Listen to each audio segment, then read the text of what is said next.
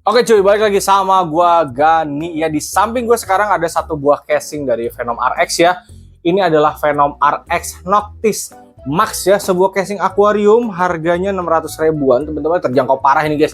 Ada warna putih, warna hitam, build quality menurut gue ini udah cakep banget, dan ada tempat LED strip ya. Nanti ada lampu di atas sama di bawah, nanti kita akan nyalain teman-teman ya. Kita sekarang akan melihat lebih dekat ke casing ini ya, dari mulai bentukannya, rangkanya, cara ngelepasnya, kita lihat lebih dekat pokoknya ya. Ini dia teman-teman si casingnya ya, dia bener-bener akuarium, kotak banget. Kalau teman-teman suka sama casing yang kotak, ini cocok sih ya.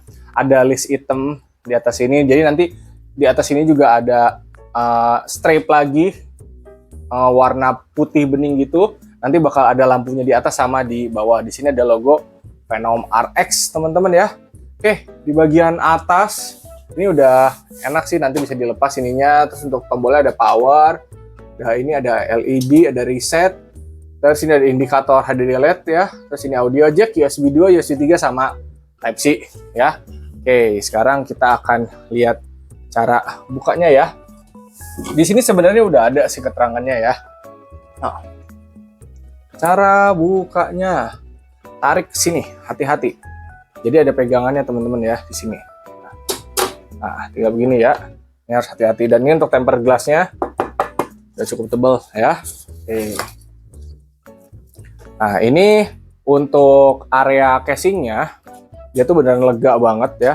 Lega selega itu teman-teman. Jadi motherboard EATX ini jelas bisa, sampai yang BTF ini bisa karena bolong-bolong ya. Oke. Nanti ke depan ya, kalian kalau mau rakit casing ini, kalian bisa pasang motherboard dulu ATX, fan 1x120 di belakang, di atas bisa water cooling 360, di samping bisa 3 fan 120, sama bawah 3 fan 120 ya. Paling bener menurut gue sih kayak gitu. Oke. Terus ini untuk panjang graphic card maksimalnya di 410 mm. Terus kalau untuk heatsink dia 158 tingginya ya. Oke. Terus kita akan ngebuka bagian atas. Nih bagian atas ini kalian dorong ke atas guys ya. Ini gue tinggiin dikit dulu.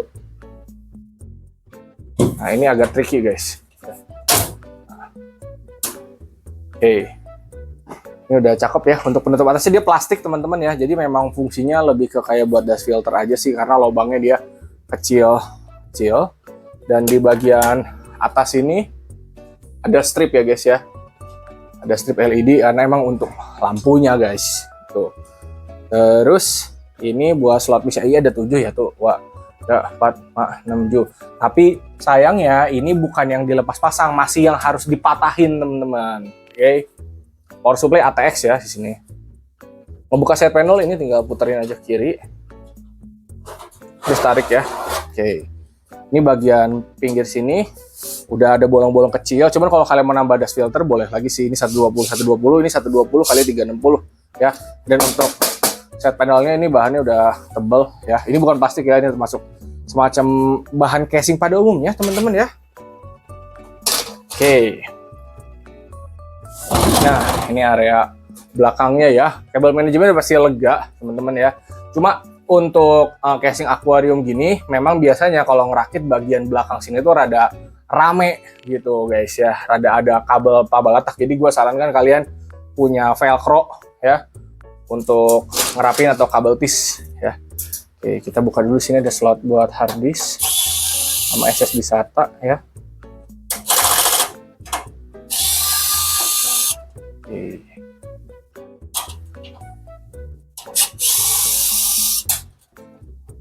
Satu lagi, jadi ada 4 ya. Nah, kalau mau ngerakit ini enaknya dibuka dulu karena ini akan ngebantu ya. Jadi di sini kalau gue lihat untuk hard disk ya, 3,5 dia bisa 1, kalau 2,5 dia bisa 3 teman-teman ya. Tinggal kalian aja butuhnya apa ya. Di deskripsinya tulisannya gitu, hard disk 3,5 bisanya 1, 2,5 bisanya 3 ya. Area sini lega. Terus ini aksesoris box ya, isinya kabel tuh sama baut. Oke, bautnya masih packaging yang kecil begini ya. Gue kira udah dapat kayak box Mika, tapi nggak apa-apa lah, 600 ribu ini mah udah build aja udah cakep guys.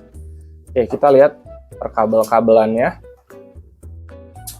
Nah, Yang pertama di sini ada kabel ARGB ya, ARGB 3 pin sama sambungan ke VDG. Kita lihat lebih dekat teman-teman ya. Ini untuk nyalain stripnya teman-teman ya. Nanti kita nyalain. Terus ini kabel yang dari casing nih. Ini kabel yang dari strip. Jadi stripnya itu kan ada di atas sama di bawah ya. Ini semua kabelnya nyambung berujung di sini ya. Jadi teman-teman kalau misalnya ngerakit jangan sampai kepotong ya kabelnya ya. Oke, kita buka ininya. Untuk perkabel-kabelannya, pertama HDD LED reset power ya. Tuh. Oke. Terus ini ada RGB SW. Ini tuh nanti kalian bisa colokin ke controller ya. Kalau misalkan kalian mau colokin ke controller. Jadi lampu LED yang di casing ini itu belum dicolokin nih, masih terpisah begini. Jadi kalau kalian misalkan nyolokin ini, si strip ini, kalian bisa colokin ke motherboard, bisa ke controller, tergantung skema kalian gimana. Kalian bisa tonton tutorial ARGB yang udah pernah gue bikin lah ya. Terus ini ada USB 2, ada audio. Terus ini ada apa nih? Oh, ada 2 nih ya. USB 2-nya ada 2 guys. Sama ini USB 3. Oke guys, ini kalau gue lihat-lihat ya, si Type-C-nya itu di sini ke split jadi USB 2.0 ya. Jadi dia bukan yang colokan Type-C, cuman Type-C-nya ke split jadi USB 2.0. Pasti ini motherboard kalian colokannya ada 2 ya. Ada buat USB 2.0 sama buat Type-C-nya. Kalau misalnya ada 1 ya berarti ngalah gitu. Oke. Oh iya, untuk tempered glass yang depan ini harusnya bisa dibuka ya teman-teman ya.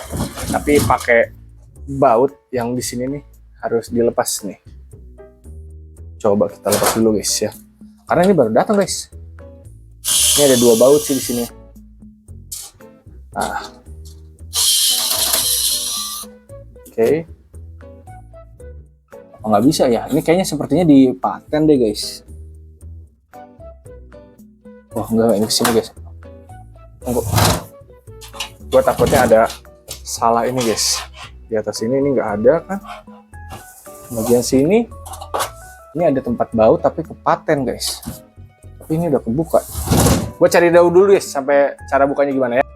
Oke guys, ini bisa dibuka, cuma memang agak tricky ya. Jadi dia penguncinya yang seperti ini nih. Oke.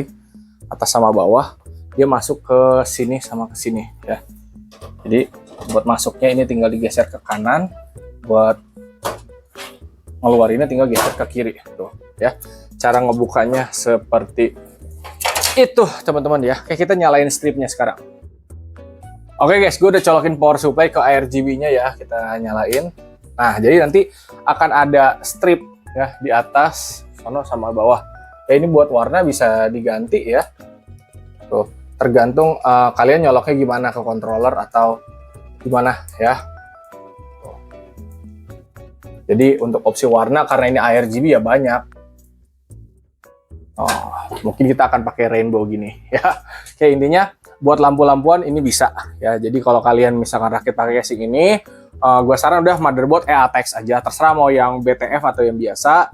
Terus nanti pakai water cooling 360 yang gede taruh atas dar gitu ya. Samping 3 fan reverse, di bawah 3 fan reverse, di belakang 1 fan forward ARGB, semuanya ARGB. Jadi biar ngejreng tuh lampunya kalau misalkan kalian pengen berlampu. Karena menurut gua untuk casing kayak gini lebih ke buat flexing sih teman-teman ya. Tapi balik lagi itu mah selera ya. Oke, segitu aja dari gua. Kalau teman-teman minat, linknya gua akan drop di deskripsi. Oke, semoga bermanfaat.